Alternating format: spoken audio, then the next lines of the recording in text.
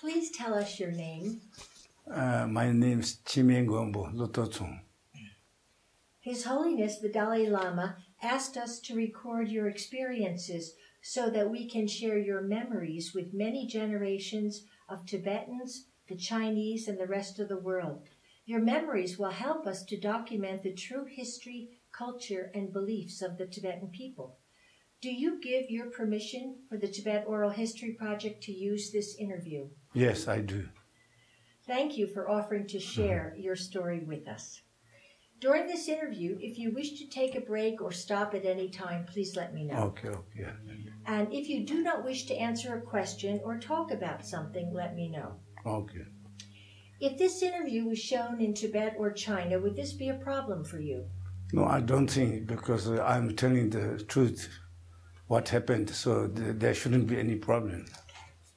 We are honored to record your story and appreciate your participation in this project. Okay, thanks. Thank you. So, Chheeme, let us begin by asking how old you are now and where were you born? Now I'm 71. I was born in 1945 in eastern Tibet, known as Kham-Dege. And my hometown is Kuse. How large was your hometown, say in number of families? Was it? In Kuse, I think it's 1,500 families. And what kind of livelihood was your family engaged in? It's kind of mixed farm, and also we do trade. What kind of things did they trade? Trade, we buy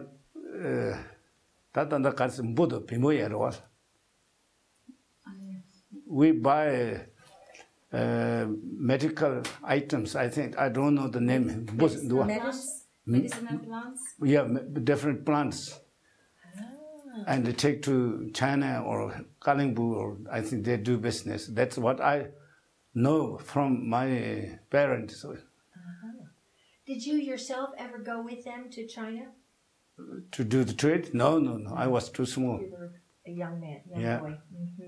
And, well, speaking of being a young boy, what was it, first of all, when you were a young child, how many people were in your family? Oh, in our family, we have five sisters and 2 brothers and parents. Oh, and where were you in that lineup of children? Well, were the oldest? Or no. I'm in. There were 2 sisters who are younger than me. The others are older than me. Okay. You were the 3rd one up. Yeah. And what about telling us some memories about your home? What? Can you describe your home a little bit in Dege? Yeah, actually in Kose, as I told you, there were about 1,500 families. And my home is called Kose Desa Shosum. Shoka Mumbo Yerwa, Shoka Shosum Singh de Tati. Loju de sheto nema kose mare konjore sukose chojore te tato loju shema shiro yasa lama nema ke loju de nimbaro ani kadla gurta la yagindo then desa shosum se takose none shoka mombo yaro antenda shoka chi mire. So in the region of Kutse there are many different groups, so ours is called shosum. Desa shosum desarba. Desar Shosum. Oh, Desar Shosum. Was there a special meaning to that title? Did it mean anything to do with your occupation or just region? No, I don't think anything to do with occupation. And what kind of you said that over 1,500 people. That's not only the association. Among Kuse. Kuse is it's a big town. Not only town. There are many towns, but it's Kuse is a Shokachi. In Dege, actually, there are so many different districts or something. It's one of the districts, or maybe you call district, I don't know. Divisions? Divisions, yeah, Kuse. Okay, in Dege there were many divisions. Oh, many, yes. And Kutse was one of them. Yeah. And that's the one in which you lived. Yeah. Mm-hmm. And is that the one where there were about 1,500 Yeah, people? yeah, yeah. Mm-hmm. And what kind of would you say? So, in your terms of your family's livelihood, were you middle class, very wealthy? What kind of status were you? Oh, there are all kinds of. Well, your family, were they well off? Yeah, my family is quite well off. Actually, in Dege, there used to be a Dege king, and after king there were 30 ministers, and after that there were 80 Hondas, what we call Hondas. So I'm one of the Hondas. Hondas. Yeah. Ah, Hondas. And does that sort of mean leader or minister or something? Assistant to the minister. That jabu wole dunko sunchu singde ta lambo da woj karshana rawach. Ti wole ane that minister the marete Honda said that metro traga ane mo pona dina remba samba da wojire. So under the king of Dege were 30 ministers, and below these 30 ministers were 80 Hondas or group leaders. And you said, was your father one of those leaders? Yes, Is yes. that right? And what kind of responsibility did they have, these Hondas? This I don't know exactly, because when I was young, I didn't remember these things very well. So I see. actually, usually they have to take responsibility of the different villages, I think. Maybe whatever the orders or instructions coming from these ministers or king, then they have to, I think, instruct the other people. I think that's what I thought. Kind of governing. Yes. Governance, yes. And in terms of your own family, what kind of a house did you live in Kutse? Well, we have quite a big house. Did you? Yeah, because after we left in 1980, I went back to the village. There were 7 families living there. 7 families. The Chinese, they gave or they occupied. 7 families has occupied our house, but it was very old one. That must have been. Did you recollect that house and recognize it when you went back? Yeah, I recognize. Did it? Yeah. Was it changed very much? Nothing is changed. Actually, in my hometown, nothing is changed. Only in the cities or things are changed. There, everything is same. Same. Yeah, same. Interesting. Because at that time there was no motorways or nothing. But now a lot of things changed since 1980. Since 1980. Yeah. Okay. So you said your house was very large. Can you tell us a little bit about it? What kind of rooms? What were they used for? What would we see if we went to visit it before the Chinese occupied it? What would we see? There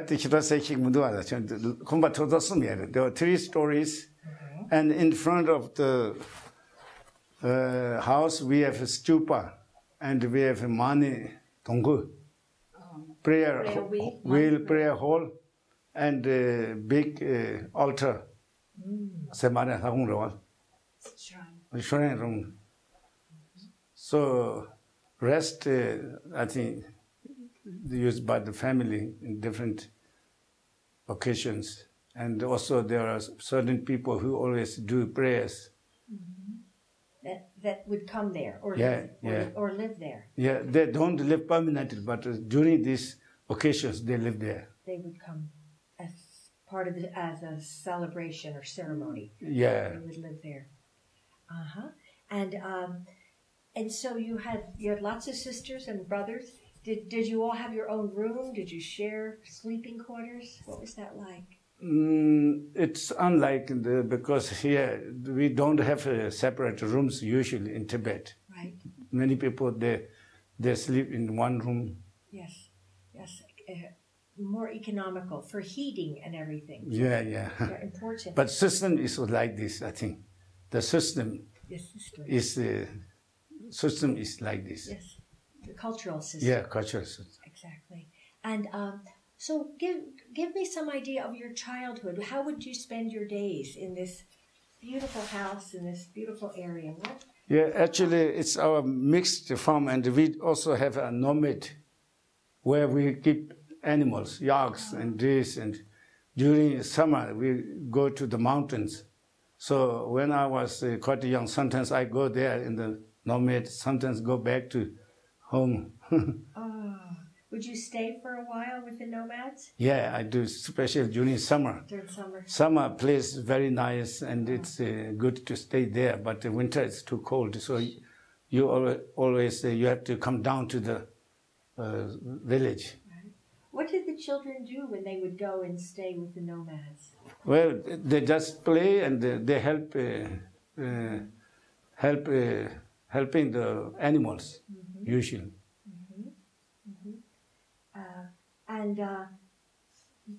So when it wasn't summertime, what about education? Was there any schooling for you? No schooling. We don't have individuals. You have to learn in writing and reading. That's all, I think.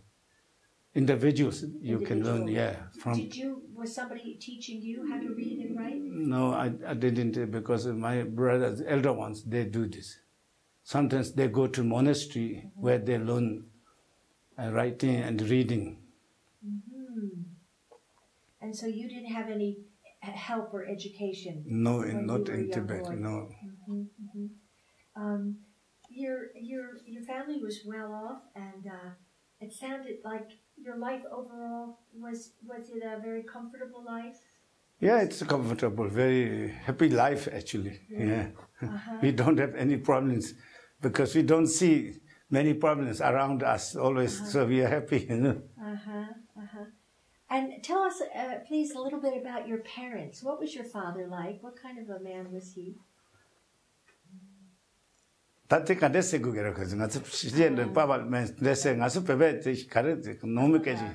Bala kande de buji yore siya ta. Te te labs ching mu de kade segu ta. Ta jige jundang jawore long chejong long chale re jigena ngazo physical appearance kare yene ge smushana diya. Tate shiro shem shitong ge papa pe semba zombo de.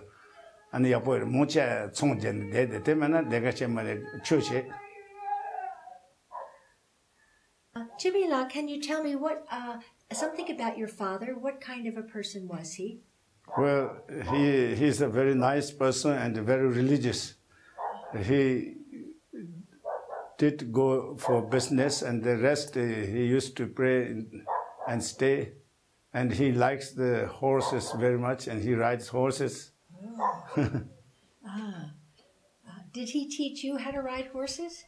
Yeah, because regarding riding horses, I was very skillful. When I was 6, 7, I used to ride horses. Any kind of horses I can ride. Really? And especially when they are in the pastures, mountains, I go and catch them and ride them. So everybody says one day he will be killed by a horse, but it never happened. Did you, if they were wild, how did you catch them? How did you do that? Well, on the steep hills, I take them there and I hold tail. And when it turns here, wherever head turns, I pull it. Yeah. Then they stay, because they maybe it's difficult for them because it's steep. It's steep. It's steep, and then they stay. Then I hold on the neck. Really? You were a daredevil. You were quite a daredevil. Yeah. Ah. It sounds like you didn't get hurt too much. No, never. My goodness. Was that, were the children, because they were in the mountains and they loved animals, did many of the children learn how to ride horses? I think almost everyone, they ride horses. When the girls and boys, regarding riding horses, everyone, it's only matter of who can ride well or not. That's everybody can do this. How about the girls? Girls, they also ride horses. Really? Yeah. Was there any?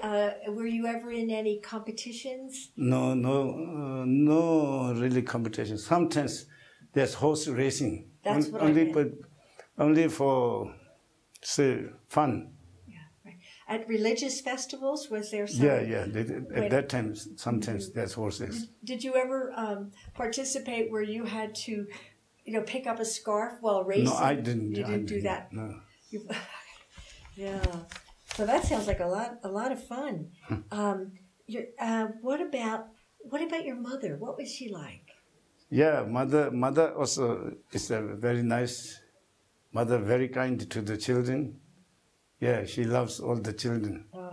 And it's even when I was 6, 7, I used to stay with the mother. When I sleep next to the mother always. You were a favorite? Yeah. Was that kind of, usual that a little boy could stay close to mother at that age? Was that possible? Not in, say, separate bed, but I stay in the one room. That made you feel good. Yeah. To be close to her.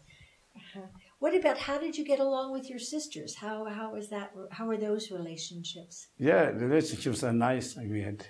Yeah, had good times with that. And in terms of the family schedule, it'd be interesting to hear, what would be daily life like? You're in a beautiful house, you're well off. What would your daily schedule be like? Would you say a young boy, 10, 11, 12? What did you do? Well, usually we just play around, and also we go, as I told you, we go with a lot with animals. And nobody had to go to school or anything. No. only elders, they learn writing right. from a monk or some people who teach. And were there times to get up and have breakfast and lunch or come home for dinner? Did people gather for the meals? Yeah. That we have to gather for the meals. And in the evening, we have to do prayer. Everybody, all the family. Oh, really? Everybody, all the children, they have to attend the prayer. And who led those prayers? Usually father. Father did? And do you remember what the prayers were for or what you were praying about?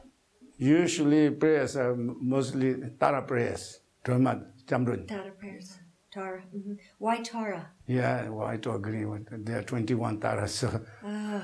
Mostly Tara. Was there some special reason why Tara was important to your family? Well, our family always do this prayer, so I don't know exact reason, but usually Tara is good for everyone, if you do prayer. Still we do this. Still today, huh? Not in every evening, but separately we do Tara prayer. We do Tara prayers. Also we ask monks to do these prayers. For people who don't know anything about Tibet, or maybe you could explain who Tara is. Tara? Maybe things I can explain better. Tara, I think, I cannot, because this is a religious matter, so I don't want to give wrong information. Tara, maybe you can get a... Okay, but what would be some of the reasons why you would turn to Tara? What would you be asking her for, her help with? Well, for the benefit of everything, all sentient beings. That covers everything. Yeah. But that you can find the exact meaning from the books. Yes, you can. Yes. And so how long would those evening prayers last? I think you have to say maybe half an hour, 40 minutes. Really? And then what would happen after the prayers? Then go to bed. Go to bed. We don't have any television or anything to watch. So we only do is there's called a story from Ling Kesar. That maybe 1-2 people they read or they do the song. It's kind of song, So then everybody can listen this. Interesting. Maybe we can try to understand what that is a little bit. A story from, say what it is, Linkesar. Linkesar. Yeah, I think if you check Linkesar, maybe in the internet, you'll find Linkesar. Story of Linkesar. An emanation of Guru Padmasambhava. Yeah, and this has different tunes, different way of singing. So those who has good voice and they can sing it, and then you can listen. And it would be his story of his life? Adventures? His story of how he lives and how he conquered other nations, or it's a long story, How he battles demons that enslaved mankind. They're full of magic and adventure. That's right. It sounds wonderful. So in a way, it was like a serial television show, only it was singing and especially old people, they always like to listen to this, Okay. And all the different names of this Linkesar. He is ministers, while they are fighting, it's in old days like a Robin Hood or Ivan Hood, So then they can listen. They can listen who fights and who kills. So very interesting people, they think. Now, who would actually do the performance or the singing? Who would do anyone who has a good voice or Really? who can read, or just you have books, lot of books. Oh, you would still you can read this. So would they be reading the stories or singing the stories? Actually singing the stories. I think I have iPad. Still people they do this. That would be fascinating. Have we got you a book? Could you sing any for us? No, just now I don't have a book, but I have no good voice, but I can sing. You could? Yeah. Oh, could you sing some? Do you have any in your mind or memory? Not fully, but some words I can sing. Okay. They say, lu ala re ya. Like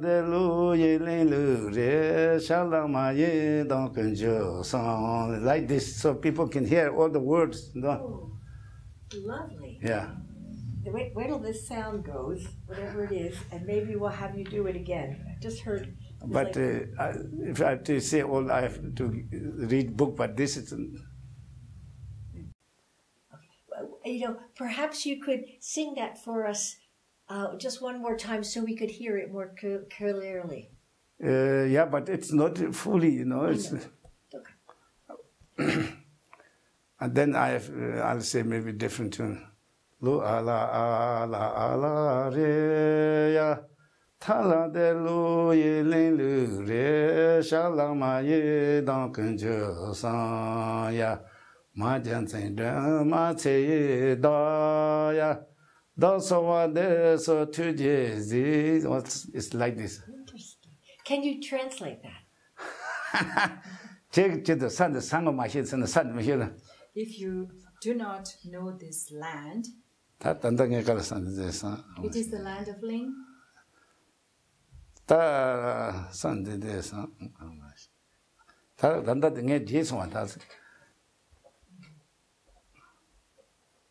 Perhaps we can do it in the transcription. Okay. Maybe a book, if you want, I can. All right. Perhaps we can Later look at show. that up later. Yeah. Good. Well, thank you. But it was such a sweet scene to picture the family and somebody singing that, and the old people liking to hear the next story. What's going to happen, like Robin. Yeah. Like Robin Hood. Yeah. You said. Because after finishing one story, then the next starts, so everybody is exciting to hear. Yeah. Especially older ones, not children, they are not interested much. But the older ones. Our older ones. And there are some people even who remembers don't paps the PUBG or what. Don't under the paps and the Michi A person naturally, Some people, it's naturally, these old stories come naturally. So he can tell, and he writes all these books. So the tradition is kept alive that way. Great. You know, Chheeme, when you mentioned old people, I was wondering, were there any older people living with your family, like relatives or? Yeah, relatives. Yeah, really? So how were old people taken care of in Tibet? Well, all the older ones taken care by their younger ones, son or nephew or niece. And what if they didn't have any nephew or nieces? So me. No, if somebody did not have a nephew or a niece or family, how did they get? They have other relatives who are related to them. Everybody who are related, they look after those who need. Okay. So there was always some. Always, usually there's no problem for the older ones regarding this, because every young ones, it's a tradition, or it's always parents, they teach young ones to look after their relatives or older ones, or so it's no problem usually. It was part of the culture. Culture, yeah. To teach, you always look after the old. Yeah. Is there, Tenzin Junction, if there's any questions, you think? You carry on. Okay. In terms of your prayer life, it sounds like the family would gather every evening, but were there visits to the local monastery by your family? Oh, yeah. We have monasteries, and there all the village people, they gather together for the special religious ceremonies. Which monastery did you go to the most? Actually, in Kose, there are two monasteries in our area. There are two monasteries. One Sejong Gamba, Sejong it says. Sejong Gamba? And there's one Misung Gamba. And what sect did they belong to? Sejong is Satyapa. Satya. Sakya. Satya. And the other one is Nima. Nima. But in very, very old days, there were Bönbos in Kose. Bön. Oh, Bön. Bön was there. But that was very old days. When I was there was no Bön, but in history, there were Bön. In history, but so was there an actual building or a monastery that was Bön in that area? No, I didn't see. You didn't see. No, it. I had some news. I mean, what do you call it? It's history about Kuse. So in this history, they say like this. They say that in Kuse. Yeah. I get it. And so when would the family typically go to the monasteries for ceremony? Well, whenever there's a big occasion, and monasteries, every year there are 2-3 different occasions, so they go there. And how were the monasteries supported in your area? I think supported by themselves. Really? Yeah. How did they do because, that? They do have a lot of offers from public, and then all the food, everything, I think you have to take it. That's what I know. You mean when somebody joined the monastery, they would take food? Yeah. Or the people living there would bring food? No, you have to take it, because you have to build a house, individual, and then you stay there, do the prayers, but you also have a lot of helps coming from public donations. But you have to, mainly you have to take it, I think. Is that right? Yeah. So if somebody wanted to become a monk, or the family chose a son to become a monk, they would have to build a little house for them? Yeah, usually, yeah. At the monastery? Because tradition is like this. Almost every family, you have to send one son to the monastery. Did somebody go in your family? Yeah, one of my brother, he was in the monastery, but that monastery is called Polu Gamba. It's not in Kuse, but it's near our house. It's also Sachapa monastery, Polu monastery, Polu Gamba. And that's where your brother went. Yeah. Did you miss him when he went? No, I didn't. You didn't. I just play around and then. You were just still having fun racing horses. I know. Yeah. Chase, you had other things to do. So, if your father traded with the Chinese around herbal medicine from Tibet, do you have any idea of which medicines he would take to trade? This I don't know the English name as told. It's a Gonpo. It's well known in Tibet now these days. Gonpo means during summer it becomes grass, but during winter it's a worm. Yeah, Worm. Right. So that's the one thing. Still, it's very famous in Tibet. And then there's in the mountains there. In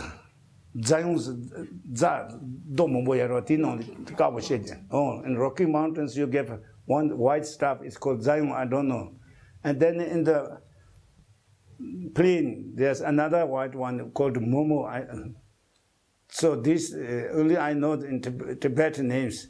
So this my father used to go to Nomad in the summer to collect these things because they collect and they sell it. And then they take to different place. And then also horn of the rain, not rain, but deer. Oh. In deer, you know, in one season, the horn is very soft and it's full of blood. Oh, yeah. Yeah. So this... And do they take the blood or the whole horn? Horn, because actually the deer changes its horn every year, you know. I get it. No, I didn't. So when it's getting a new horn, it's full of blood? Yeah. And after that it gets died and then throws away. And then another new horn is coming. So which horn do you take as medicine? Horn of the deer. Of the deer that is fallen away or the new one? Well, mostly die ones. The ones that died. Mostly the dead horns. Dead horns. And they were used for medicine. Medicine, I don't know what kind of medicine, but it's Chinese medicine. They sell it in China. Doesn't sound like it was Tibetan medicine, used for Tibetan medicine. Tibetan medicine, I don't know exactly. And could you just say the name of the two white flowers, please? Take it to Zasana Dorwa, Tino Yonsana, Turnip, Zagyong. Tide Primosre, the pond on the shigri. So one is like a kind of turnip that grows on the rocks. And another one is pimu that grows in the pastures. Yeah. And you don't know what they were used for? No, I don't know. Are there any events that are memorable to you that happened in your childhood that were pleasant or happy? Some special memories you have of these very, wonderful childhood? Yeah, especially in the summer, they go for picnic. The whole village, they go for picnic in the mountains, not at mountains, but on the hills, where they dance different songs and horse racing. So this was the special time. Special time. It's called what? Picnic. Just a picnic time. It's like a picnic. It's like incense burning. Incense burning. In the mountains, usually Tibet, they believe they mountain gods, protective deities. Yeah, mountain gods, you have to do prayers almost once or twice a month, you know. And so one way that you would do prayers would be to bring incense and burn it? Is that what you're implying? It's not incense, usually. It's a special tree. Juniper. This smoke. Usually. Juniper smoke. And then monks, they go and do prayers, and then you have to throw a lot of what you call tormas and different ritual documents. ritual doughs, offerings. And they're made of dough, right? Yes. These forms, beautiful forms. Yes, made of dough. And prayer flags you have to put up. It must have been beautiful. Yeah. Lovely, huh? I do have these prayers things, a lot of photos. Maybe if you have time, I can show you. Oh, I'd love to see some. Yes, that would be beautiful. But it sounds like a very memorable, special time. Summertime, prayer flags, ritual incense. And prayers, lovely.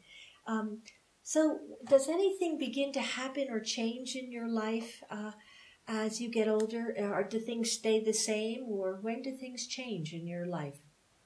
In my life, a lot of changes happened because I had a quite hard life from when I escaped, you mean, on the way? No, I think I mean like from when you were a child. Yes. Now you're growing up, you're a little teenager. When do things begin to change in your family life, in your home life?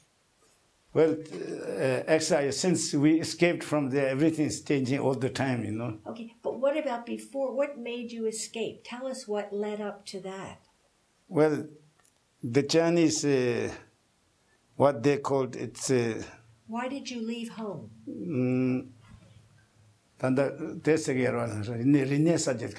Peaceful liberation, what they called it's peaceful liberation. It started from actually it's from Dege, but there's a yellow river, Yangtze River. The other side of the Yangtze River, they started. Brought it. What started? Tell us about this. What you called peaceful liberation. Then they go to the monasteries and the higher lamas and the leaders. They take them, and a lot of things were changed. So that's what we could not accept, and that's why we had to run away or escape, you know. So how old were you when you started? When's the first time you started hearing about this problem of the Chinese coming to give a peaceful liberation? Do you remember how old? Around 12. Around 12. 12, I heard, and from the other side of the Yangtze River, many people, they came to our place where they stayed there. So were these Tibetans? Yeah. That came? What did they tell you? Well, they said all the lamas and the leaders, they take away, and you have to change all the whatever culture or whatever. The monastery closed because people don't accept it. And then there was a problem, you know. Actually, not really fighting at the beginning. There was no military action or anything, but that happened. I see. And did you yourself have any experience of seeing Chinese come to Dege or to your actual town, to Kutse? Yeah, Chinese, of course, Chinese came, and I think it's in 1957. So then usually we go to mountains, stay there around maybe almost 1 year. We move in one place to other place. We can't go home because of the Chinese presence. So you were around 12 years old, and your family had to flee to the mountains. Yeah. Did you leave your house and everything? Yeah, we had to leave everything. Wow. Was anybody left behind in the house? Not our own family, no. Everybody came but lot of relatives were there. Right. And was your flight because you were hearing from other people about the Chinese coming and you got worried? But during our escape in mountains, the Chinese occasionally come to our house, check where we were. So that's we run one place to other place and stayed there a few months or like this. I see. Before that started and before you left home, were there any Chinese in your village, in your town? Yeah, they occasionally visit, but they don't stay. They didn't stay there. So your father must have heard it could be very dangerous. Oh yeah, to stay. Dangerous. And so he took the family. Yeah. What did you take with you when you went into the mountains?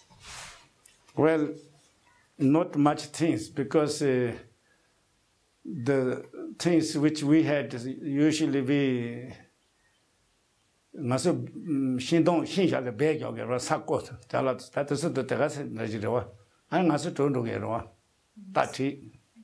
So we'd hidden the valuables by digging up the earth, and we ran away on our horses. Because a lot of big forest, big trees, in the root of the tree we make hole and then hide the items there. And hide, and hid the items that were valuable. Did you ever get those items back? No, no. Only I went back to 1980, and I heard all the stories. Then they take all the items. You did? Did they dig and find them? took maybe 1 year. Everybody they said not only us, many people hide it. They check everything. So they have taken away. Did they actually check in the earth around the trees, or yeah? The story, they must have known where we stayed during those days. So it's easy, because nobody has to work anything. Then they take all the people and let them work for many months and even years to check these things. Yes, yeah. And so tell us about that.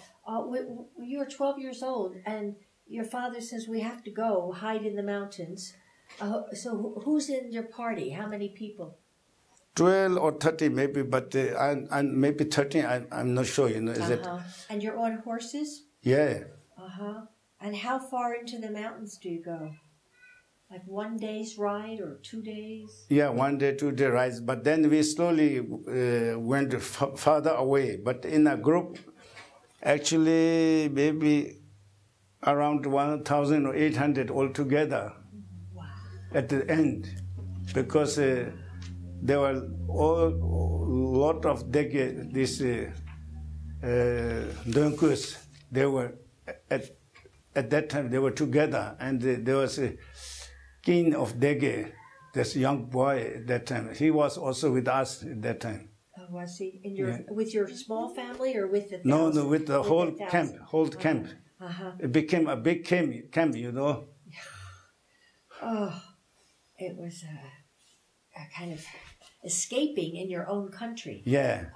So if you went on horseback, you probably took some supplies and tents and things like that? Yeah, actually weapons, we didn't have much, many bullets or anything, very, very few. Do you remember how you felt to have that happen? What was going on in your heart? Well, it was very scary, because you have to stay 1 day, and then they came closer, and then they ran to other place like this. But at the end, then I think 3 or 4 directions the Chinese came, because they came to know all our whole camp. And 4 directions they came, and just a matter of only few days. And the nights, then we had to leave that place, and we ran away to different place, you know. So they would find you. Oh, yeah, in a few days, yeah. 3 or 4 different places, they came together, you know. So there's no way to escape. So at the end, we ran away to a mountain where there's a lot of forest, and because there was actually no even footpath, but we had no choice. So many were killed, and many were died because of the place where we ran away, you know. Were they hurt by falling or something like that? Yeah. A lot. Actually, a lot of wealth were brought with us at that time. But on that night, only one night, everything lost. Nothing is there. Everything. Was it lost? Did it fall off the mountain or into the water? What happened? Yeah, because then you can't take them because of the fighting. And it was, actually for us, it was first time the Chinese shoot us. And then they threw a lot of these lights in the sky, and very scary. You know.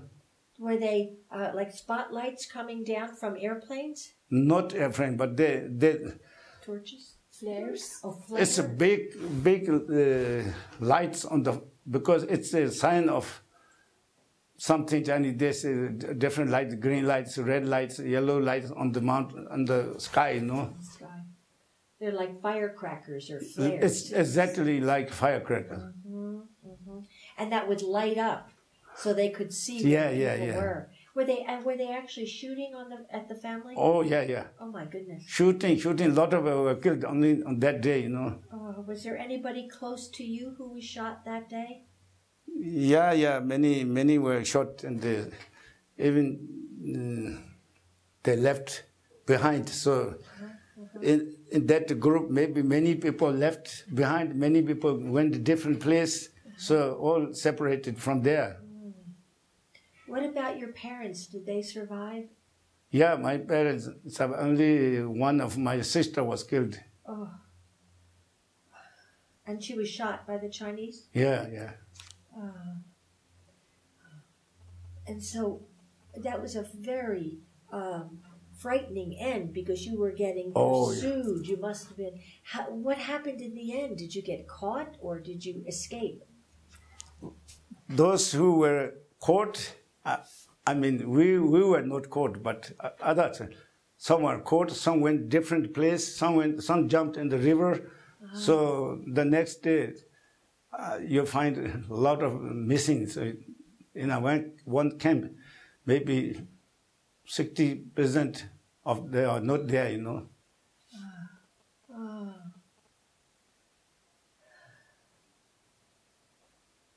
Can you remember this very clearly? Yeah. Yeah, I imagine. You have to run day and night, and I think when we went down, there's a river where there's a bridge. I remember very well, and on the bridge there was a Yangtze River on the other side, and on the other side, Yangtze River, there were Chinese. So when they saw we were crossing the bridge, then they shoot and they kill. So you have to wait there, then you run. Sometimes you are killed, sometimes you manage to run away, and then you have to stay. When it comes dark, then you have to run from the bridge, you know. But it's other side of the Yangtze. We can't do anything. So if you were you running, but if the Chinese are on the other side, are you running towards them? Actually, it's a river is like this, one river. So we have to cross this river. Yeah. But there's another bigger river, Yangtze River, this side. Yeah. So other side of the Yangtze River, Chinese, they were there. So they see the river, bridge, you know, where we cross. So then they shoot. Then they shoot. Oh. They can't come because of the river. We can't go there. Yangtze is so big, they couldn't cross it. Yeah. But they could still shoot you, of course. crossing the smaller river. Yeah. Got it, I see. Oh, how terrible. Oh, what happened next? Then day and night we ran away, and I think we stayed in maybe few hours during night because we didn't know where to go. But the next morning the Chinese came and then shoot, and they killed a lot of people. So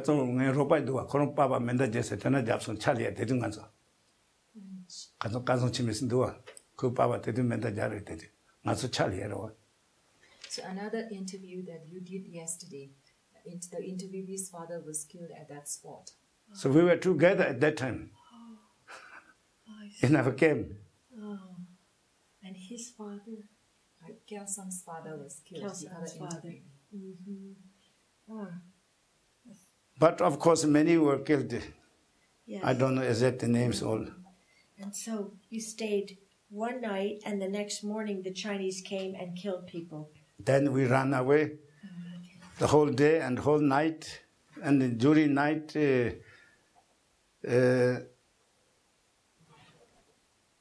many who were good for fighting, there 3 or 4 men they killed because the Chinese came too close to our people where we were running, and then they stayed there to fight, because in order to stop the Chinese. So at last, there are 3 or 4, they were all killed there. It's a name of the family is Tepatsung. So they were heroes. They were very heroes because they were from other side of the Yangtze River. They used to fight maybe since 56 or something like this. So there were 3 or 4 heroes who were killed on that night. Because of their, what you call fighting, we managed to run away. They covered for you. Yeah. They provided some protection and stopped the Chinese, but they were killed. Yeah, at last they were killed. And that is the Tapasan family? Tepatsung. Tepatsung. And the name of the person is Tepa Ngaung. And Tepa Jangyong Tsepe, from one family, I think. So then there were many, I don't know the name exactly. So they sacrificed their lives. Yeah, they sacrificed their lives actually. To help you survive. Yeah. And then what happened to you? Then from there, I don't know exactly name, but many places we ran away day and night, and sometimes Chinese came and we fight, and that going on maybe almost 1 year. So at the end we managed to a place called Shatalosum, or Charapemba actually it's called. Okay. But and you're still in Chheeme? Yeah, still on the Chheeme. Okay. And at that point, how many people are in your party that are still running day and night? How many survivors? Maybe at that 200 people or 300 people at the beginning. But on the way, then getting less and less because some were killed, some were conquered. Yeah. And then we had to cross, mainly we had to cross 2 big rivers. I don't know exactly, but Zachu and Jambanguchu. So when we came to that river, there was a Chinese military who stopped on the bridge, So we had to only come during night, and then we had no other ways. Then some of our people, they have a house where they built, those who keep the bridge functioning. Yeah. They have to see who is going or they stop, Yeah. So we came to know there were not many Chinese, but then we attacked the military there. Those at the bridge, Samba Songhi at all. Ani konsotsal chin menda zuni tin ngazo Samba cross at all.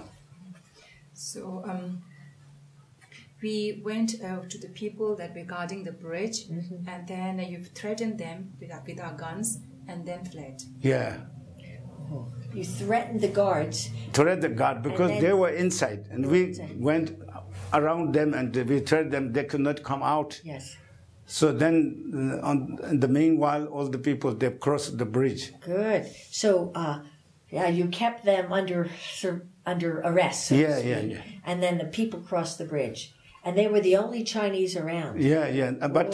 But near their military, and after we crossed the next morning, they came after us. It's like a never-ending story. That's never-ending. Frightening. That's the one river. Then other river, there was no way for us to cross the bridge because of so many Chinese military came. So we stayed in the jungle 3 days. You cannot make fire or anything because there are no. And then we killed some animals, horses and others, and we made it's a boat. We made boat, and then one night we crossed the river by boat. The whole night there were three boats, because in our group there were people who used to live near Yangtze River, so they know how to row them. Oh, you actually made 3 boats. 3 boats. What did you make it out of? I said horse skin. Horse skin. Horse or animal. We or killed. Animal skin, yeah. Coracle? Yeah. Actually, it should be dry, but... Coracle. Yeah, it's called coracle. Yeah. Like a round boat. Oh, yeah, round boat. It's a round boat with skin, wood animal inside. skin. Yeah. Did you kill the horses that were with you? Yeah, there's no other ways. You had no other way. Well, they had another journey to take you on. Yeah. Across the river. And they sacrificed their lives. And you made these 3 boats. Yeah. How many people did you take across the river? I think that maybe 100, I don't know exact 100 people or 60 maybe. My goodness. 3 boats, whole night rowing, you know. The next morning, again Chinese came to know and they came after us. You were intrepid. Nothing would stop you. You were a very brave group of people. So they... Usually, whole day we hide in the jungles. And then when it dark comes, we take the journey, you know. So that's why it took so many years or months to come to India. So you kept hiding in the jungles at that point? Was it jungle territory or no? What kind of land was it? It's a jungle, it's a forest. Forest. And are you still about Chheeme? We are hearing now how you, after ferrying all these people all through the night in 3 boats, you now have to go hide in the forest. Can you tell us what happens then? Well, then we came towards, I think it's Luthoktsang, what it's called. We just, I think, I don't know exactly, but we tried to came to India, I think. That's why we escaped. And another thing, in Luthoktsang, there was Choji Gondu, you know. Choji Gondu, the volunteer army. Oh, the volunteer. Yes. Choji Gondu. Yeah, Choji Gondu, because even we were in our home village, the elders, they said they get letters and says all the men has to come for this army. So we heard that in Luthoktsang there's a big Choji Gondu camp. That's why we came towards Luthoktsang. Oh, okay. Luthoktsang, or it's called Chora Pemba. Chora Pemba, okay. And did you actually reach the camp? Yeah, at the end we reached the camp. But that would have taken, so I'm just wanting to understand, from the time of the very arduous river crossing, you know, with the boats all night, how many days about did it take, or weeks did it take you to get to this camp? I don't know exactly, but not only in days and weeks, months and months. It was months and because all the major roads, bridges were stopped by Chinese, so we have to go through mountains or forests where there was not actually roads, you know. Yeah. Oh, so, and about how many people, I know they might be disappearing from illness and injury, but about how many people are in this group traveling through the mountains? With us, about 150, 60 people. Was it? And was all men, women, children. Really? And were they living? How were they living off the land? Well, how were you eating? Eating whatever we get in the mountains. Yeah. Even we had to hunt. Like eating the. And also we did meet a lot of villages, you know, where we get little food. Were they helpful? Yeah. Sometimes they're helpful. Sometimes we just eat them and run away. We had to do that, you know. Yeah. You just ate and left. When there were no Chinese present, they were helpful. When there were Chinese present, they can't do anything. Just then we have to take that action, you know. Right. And did you Were your parents still able to survive through all of this? Were they both alive? Your mother, your father? All. Oh, really? This is... Everybody says in our family, only once it was killed, because no injured, nothing happened. Everybody says it's the only one family who has this. Otherwise, each family, maybe 1-2 people killed, and almost every family there were injured people. So your family was very blessed. Yeah, very blessed. Fortunate, yeah. And what was the morale of the people? I mean, if you said months and months, this would be like 5 months, 6 months, 10 months living in the mountains. Yeah, so I said 57. It's 1 year maybe. And we came to Luthoktsang. It's 1958. That I know. Oh, 1958. So almost 1 year. Oh.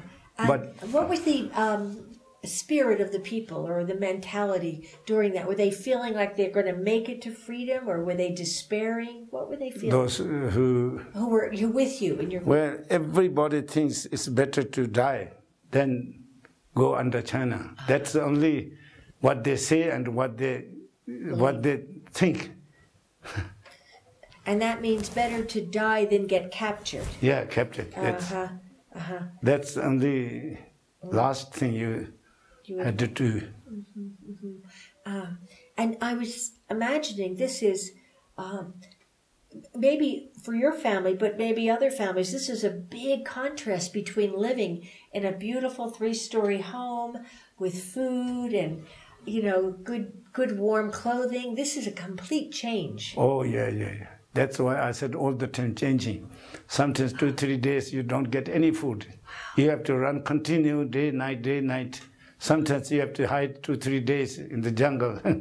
So that's why sometimes you come maybe 1 week and the next time you can't go, and you go back to the same place and then take another route, So that's why it took so long. I think that's it. Yeah. It was very arduous. Yeah. Very hard. Did people get ill very much along the way? Ill, maybe it's too scared. I didn't see any. Maybe you were too scared to know. Yeah, only the injury, fighting by injury. Right. We have no medicine or nothing. We didn't have, so whatever happened, it's just natural. Oh my goodness.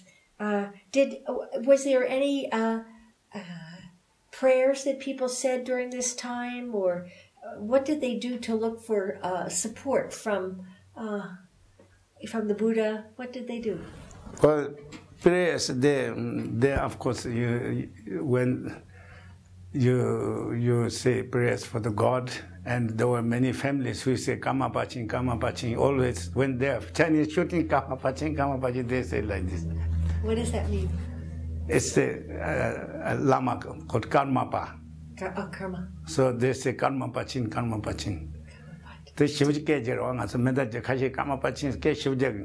Just calling out the name of God. Calling out name of a lama. Calling out the name of the lama. As a way of asking for help. Yeah, protection. And protection. And so by then, you're no longer 12, you're 13, 14. 14. 15. 14, I'm 14. When in 1958 in Luthoktsang, there's Tibetan New Year, so I was then 15. Is that right? So then, how does the story come? Tell us how you reached the Chushigandur camp. What happens? Well, we reached Luthoktsang. There's a monastery called Pemba Gamba. There were, I think, that place, there were 3 monasteries. We came there, but unfortunately, the Chushigandur camp was destroyed by China. So they're somewhere killed or maybe run away, and we couldn't do anything. But luckily, there was a CIA help. So 17 Tibetans were airshot. Used a parachute, is it? Dropped. And that is the help which we could manage to come to India. Otherwise, we have no weapons or nothing. Everything was completely finished. So we stayed 6-7 months there, just training, using the different weapons which we got. And at the same time, those who ran away from different places, all that gathered that place, maybe 6,000-7,000 combats, all combats from there. They were gathered there, and they thought maybe they can fight and take out, drive away the Chinese. Right. But it was, there's no way, you know. Say the name of that place again. Charapemba. Charapemba. And did you, had you arrived before or after the weapons were dropped?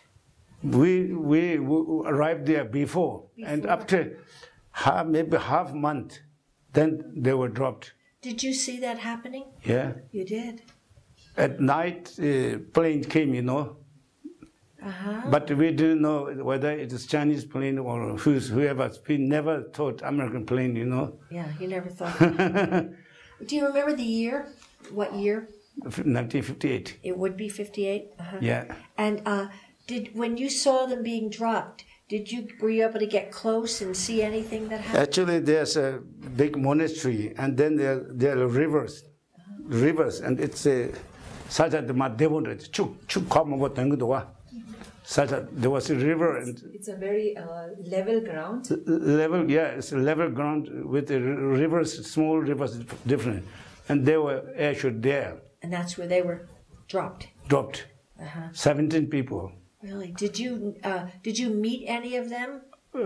Of course, but not because we were not sure whether they were Chinese or who. Of course. So we tried to went around those people, not close, but we were ready to fight. Right. And even they are not sure. They were not sure whether they thought maybe Chinese came. So maybe it took maybe half a day to get together. Do you know how they helped identify each other? And then later on, maybe they thought some people, they threw white scarves or something like this, and then we sent some people nearer to them to check. And so then we came to know it was those who dropped by air. They were Tibetans. They were Tibetans. Among them, there were three Degi people from our country. Do you remember their names of those three people? It's called Chagö Se. C-H-A-P. Chagö Se. Chagö Se.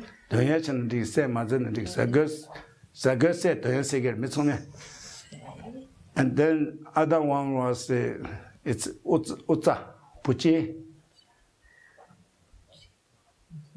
Then third one was Rar Yishi. Yeah.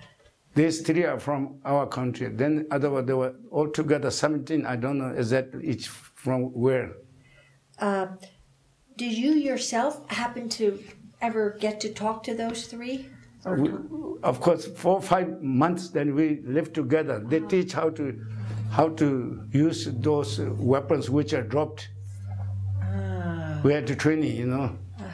Do you know that sometimes they were given American code names, like was Rari or Say given a code? Did you know of any code name that they were given? American nickname? No, I don't know, but they had. I heard. You did, yeah, that they did have them.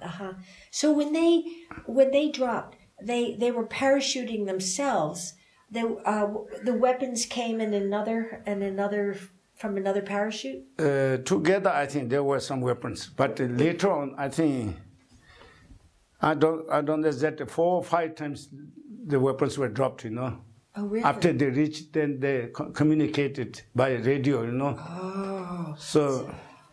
I see. Okay, so the people came first, and then the weapons were dropped. When they came, maybe some weapons together on that day for them, so they have to use, you know, if they were in the Chinese came. Oh, So that was happening right near this monastery, and the Chushigondro were nearby. Chushigondro, they had all Chinese have destroyed, and they went to Lhasa or wherever there was no Chushigondro, other. But those were part of the Chushigondros. Right. Chushigondro sent a trainee to Colorado, those people. Right. And from Colorado, they were airdropped. Mm-hmm. Mm-hmm. Mm-hmm. Are there any of those jumpers still around that you know living around here? No, I don't think there's.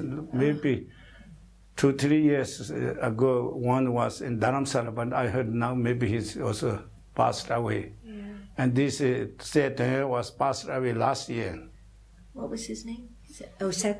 Yeah. Shagut. He was passed away only last year. Okay. Hmm.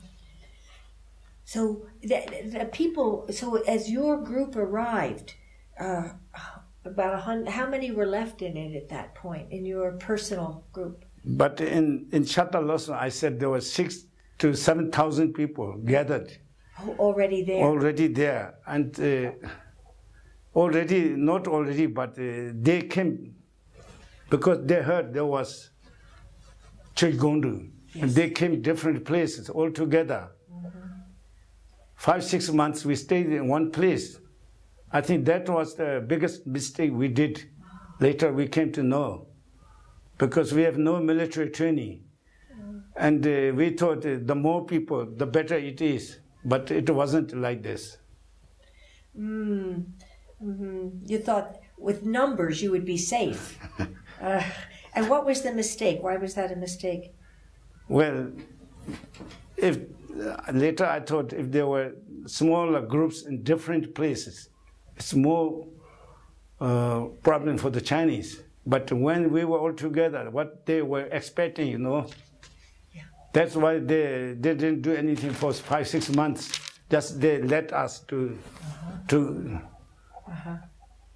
come together there in one place, so it's easier to destroy us, you know. Sure. They were like a corral in a way, like animals in a corral, that they could know where you were. Yeah. And then what did they do? The Chinese. Did they attack you at all when you were in that group?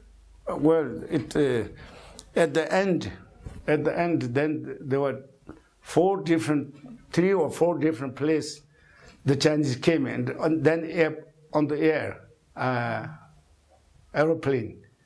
So destroyed only few days. It took only few days. There was no way for us to.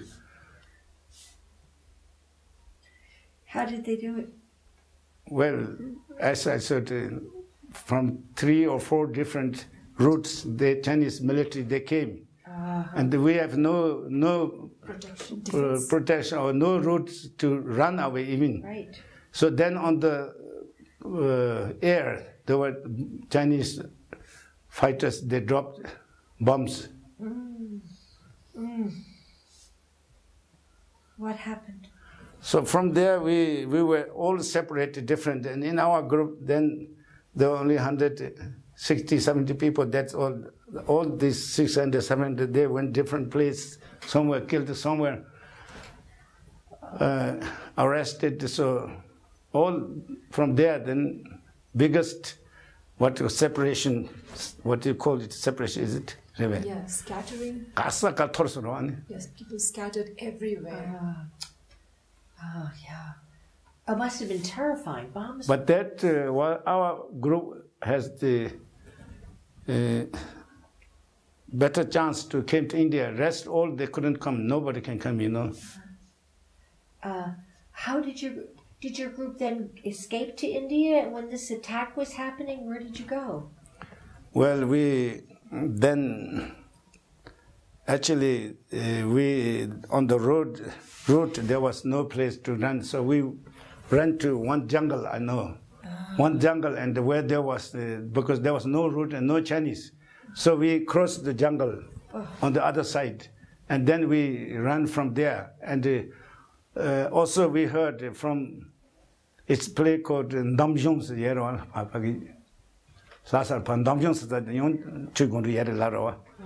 So we heard that the Chushigandu was in a place called Damshung. So we went towards Damjung, you know. It took 3-4 weeks, I think. Every night we go, next morning we meet Chinese. Then we fight whole day, then we run away whole night. And those Chinese, I believe they were also, when they went across to Damjung because there was Chujigondu. And we were there all the time together, you know, every morning. Oh my goodness, it was like a never-ending escape. And we came to Damjung, there was no tree or nothing, it's completely plain, you know. So Chujigondu was destroyed, and again, no Chujigondu were there. So we stayed there 1 or 2 days, and Chinese dropped a lot of bombs, and everywhere there were animals, people roaming around. So that's the place where we came. And then night they throw away again these lights, and that was helpful for us because wherever they throw light, then we see where there was no light, we escaped from there, and we managed to leave those Chinese. To leave them behind. Yeah, and then there was tanks.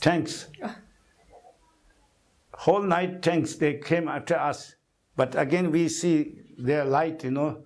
So we ran where there was no light. And then?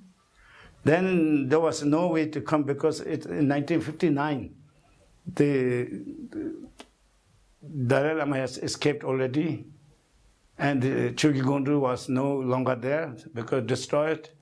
And then we went to far north where there was no one, you know. Because in Tibet, there's plateau, it's north, very far away. It's so cold, no people live there. So we went there. There was no way to come to other place. And it took about 2-3 months. And there was no people, only the animals we can hunt. What region were you in then? Like you're going north into Tibet, yeah, instead of going south. Not far away. Far away into Amdo, like no. Changtang. Northern Plains. Oh, to the northern plains. Yeah, northern plains. Even nobody can actually stay there, but we managed to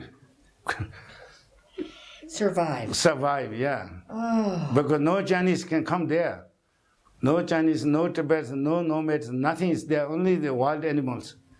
Chunks, what we call chunks, and white ass. Wild ass. White yak, and and probably no roads. No road, but it's plain. You can go everywhere. It's like a bed, you know. It's just the plains. Even you walk 3 days, you can see like this. Yeah. All the, actually not much river, but small lakes, all the salted lakes, we had a big problem because many people, when there's starvation, then after if you drink the salt water, immediately they die. Yeah. And did some do that? Did some die? Many died. Then many died. So from there, then we went to Amdo. I think you said Amdo Tema. It's Amdo in Tepal, Amdo Tere Mamani, Amdo Marawa. The Amdo is on the western side of Tibet. And it's very close to Mount Kailash. Mountain Kailash. So we came towards Mountain Kailash in 1960. So from there we then crossed. We came to Nepal in Mugumrum, what is called? Mukum. Mugumrum. Mukum in Nepal. Mukum in Nepal. were you aware that you crossed the border and you were in Nepal or you were in another country? How did you know that? Because there were some nomads, and we came to know that it was quite close to Nepal. Before, we did have some animals or some items, but then there was a place called Kawala. It's the last in the Karsagur. Mountain pass. Mountain pass. But then whole night we came, and next morning the Chinese were already there. So on the mountain pass there was snows, and the mountain is like this. So this side Chinese were already in the front, and also coming from behind in the morning, and we saw, and we had the whole day fighting till late, maybe around 10. What did you fight with? We did have, because then again I said in Damjong, there were 11 people were airdropped. Yes. From Colorado. Colorado, I don't know, but from America. 11 people were there. They were just with weapons. Nothing is there, so we got all the weapons, bullets. And then we had to fight till around 10. And then there were mountains like this, and the Chinese this side, other side. So around 8, 9, the Chinese managed to come this side. Then we have no way to hide, but it was dark already. Then we leave everything there, everything. We made fire, put them in the fire, animals, and we ran this way.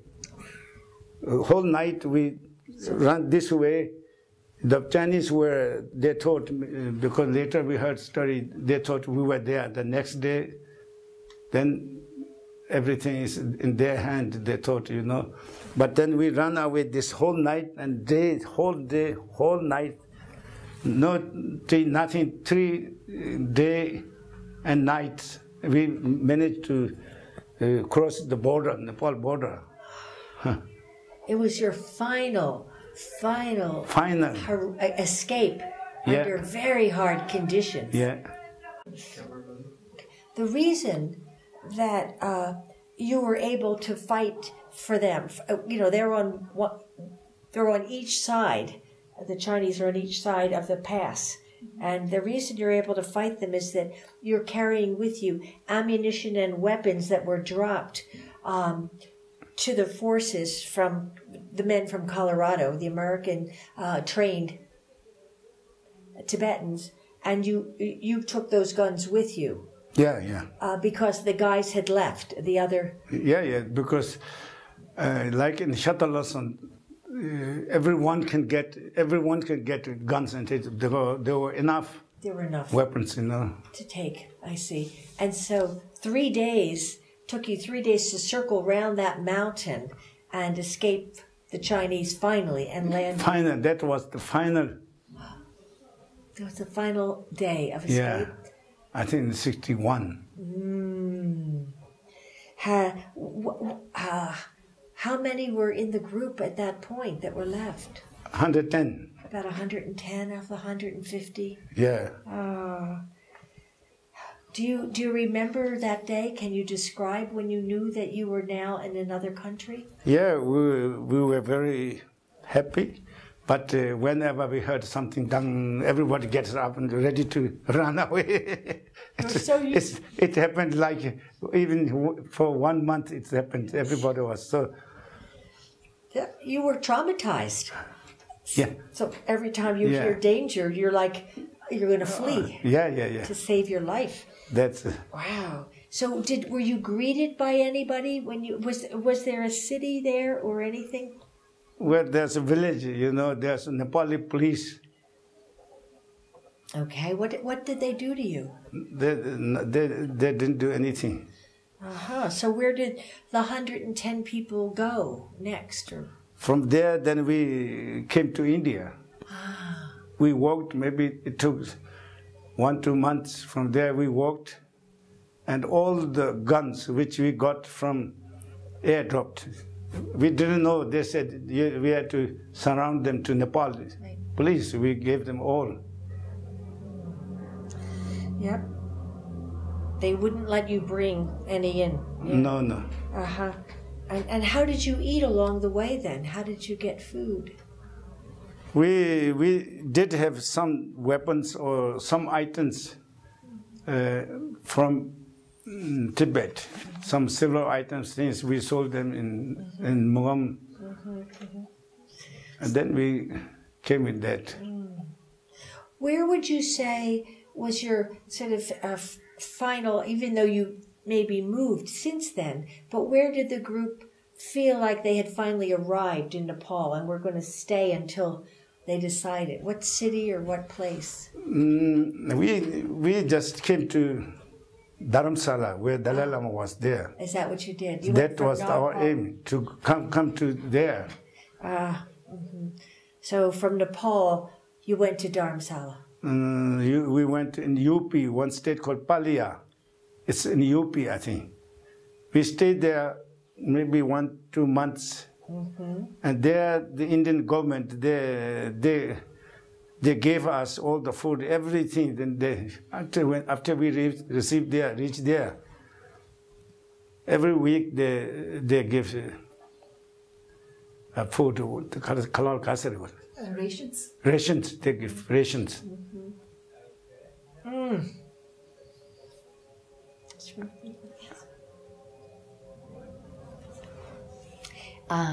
This is quite a happy ending for this group of people.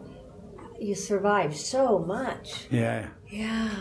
Do you remember what your feelings were when you finally knew that you were free and you were in Nepal? Oh, so we were very, very, very happy. Were you?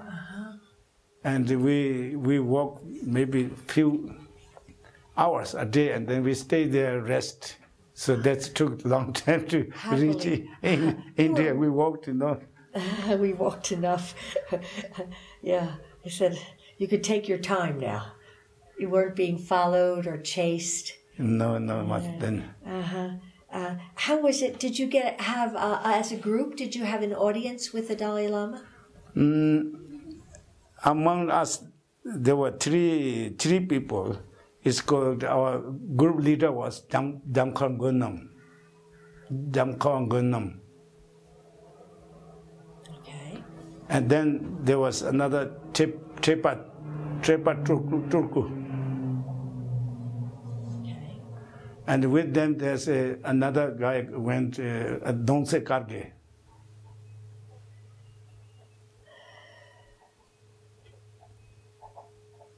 They went to Dharamsala to report, or what, I don't know what you call it, to tell the story to the Tibetan government exile and the Dalai Lama.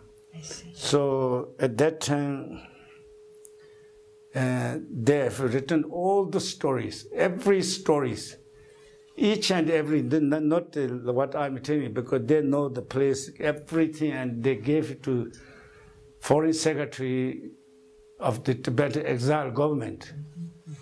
And I was trying to get this information back.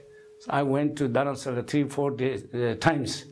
And the last time I managed to meet that person, that secretary, who was old, I think 89 or 90. He were in US, but Dalai Lama asked him to come back because he told me that Dalai Lama want to know a lot of old things, what the people ask. So I know one person in Dharamsala, and he told me that he came to Dharamsala, maybe I get those documents. So we went, and he said they were kept in Delhi. So he's going to give us. Oh. For if that's the whole story is written. That would be a great, everything story. Excellent story. I would love to that story get a copy of it. Really, yeah. So still, I haven't got it, but it's somewhere in Delhi. I'll get it. You'll because get he promised. He promised. Do you know, was there a title to the story and an author's name? Authors named those three people who went from our camp, and they have written this. At the spot, Dalai Lama told them, I think, write all the things. So it was very clear because at that time, it's now over 50 or 54 years since. Yeah. Okay. And I guess they would any of these three people are alive now? Jamka Ganam Tibetunku and Donse Karge? One is alive. Karge. Karge. And where is Donse Karge? He is in Nepal. Here? But those two, he went as a helper. Those two who knows and who led us to come to India. So they have written everything, every detail. So I hope I will get it. Okay, thank you. Well, I think we have to find out from you if there is anything else that you can think is important and you would like to add to your very incredible story. Anything that you want to tell us more? I think there are a lot of small stories what happened on the way, but I told most yes, you did. Of them, yeah. Yes, you did. But it's on the way we had maybe 3 times fighting with Chinese during those. So many things happened. So many were killed. So.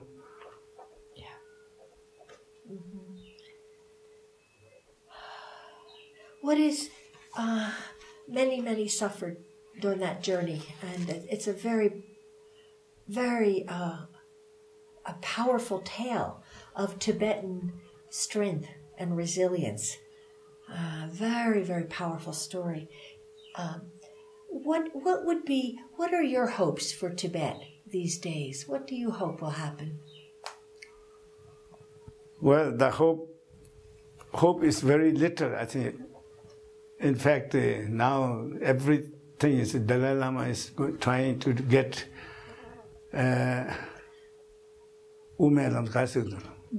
middle way approach. That's a benefit for both Chinese and Tibetan, but it seems Chinese doesn't take any actions or responsibilities. So that's the last option I think Tibetans can give. Yeah, Tibetan exile government, or what you call it, gave up all the freedom or everything. That's the last option they gave. So still, they were not responding. So I don't know what happens. It sounds like you had a visit back to Tibet not too long ago. No. When was that? Tibet was opened in end of 79. So I went in 1980. You went in 1980. What changes did you notice? It's changed, like I told you, in our village, nothing is changed. Nothing is. I was surprised. Nothing changed. Only in towns and the cities and the roads and it, they were changed, you know. And what was the attitude of the people, the Tibetans that you met? How were they doing? How were they feeling? Well, actually, many of those old people were passed away. Right. And then the second ones, they were almost all of them were imprisoned in the labor camps. So nobody is dare or to speak anything about those. And those next generation, they do not know anything. They do not know anything because there was no one who tells these stories. So that's the situation. May I ask then, what do you think about the fact that this project is trying to gather stories? What is your opinion of this work? I think this is good for the young Tibet generations, and especially others. They will know what happened. That's I told even my friends, now this is the time we have to tell, because I know so many who wanted to interview those who were fighting. It's like in Muslim, everything. They said, no, now I don't want to say anything. So no stories were there. We cannot write anything. Since we cannot write, we have to, those who can write, if we tell it's true, we are not telling anything, lie or anything. So it's, I think it's best to tell whatever you know. Do you think that the young generation of Chinese knows what actually happened in Tibet? Even Tibetans, they do not know. Even Tibetans, those who came here, if we say, oh, nothing does not happened, who told you? Like last night, I met one Tibetan, and I think yesterday my friend must have told is and then he was close to Mba, and I said, do you know Japan Chheeme Doje, who were? Oh, this long time story. I heard this name, but it's before China took Tibet. But I said, no, it's 1956. He ran away from your village and came to our village. And we were together. I told him, oh, he said, oh, that's an old story. We heard this person's name, but we know nothing. So like this, nobody knows things.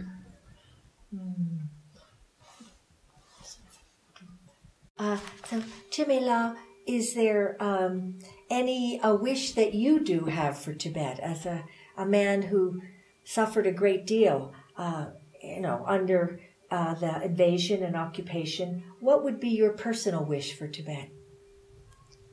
Actually, my personal wish was the freedom of Tibet. That's the wish.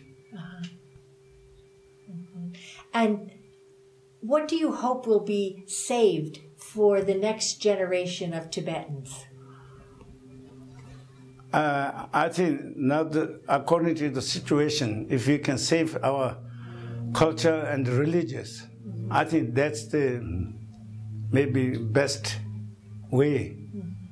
Even you don't get freedom, then the best approach is this, because people can survive religious and everything can.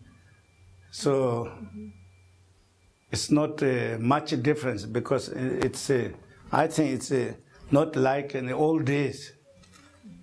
So even if you are under Chinese control, but if you have a separate culture and things, I think still it will work.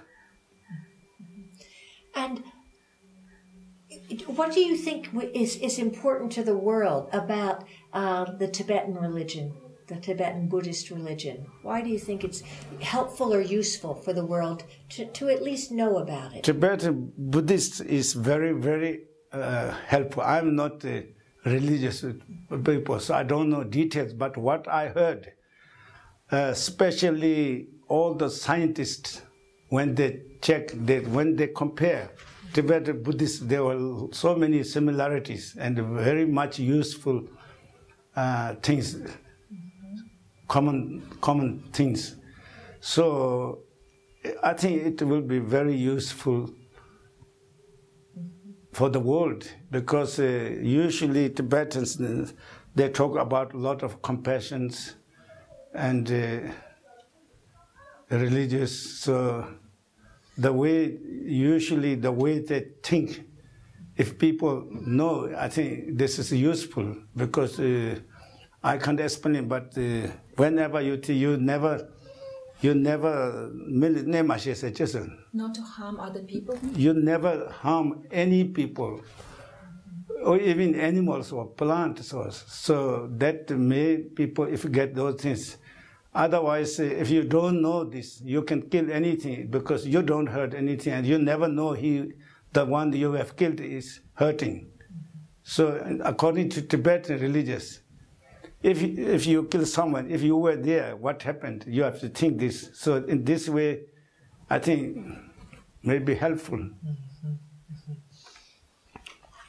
Well, we think your story has been helpful for people to understand the history of Tibet, and even this concluding observation that a religion that teaches compassion and no harm to others is a very important teaching. Very important, yeah. Very important. So we are very grateful for your story, and thank you for spending this time Thank you with very us. much. It's my pleasure to tell this, because I know this, and it. Yes. Yeah, I'm happy to tell this.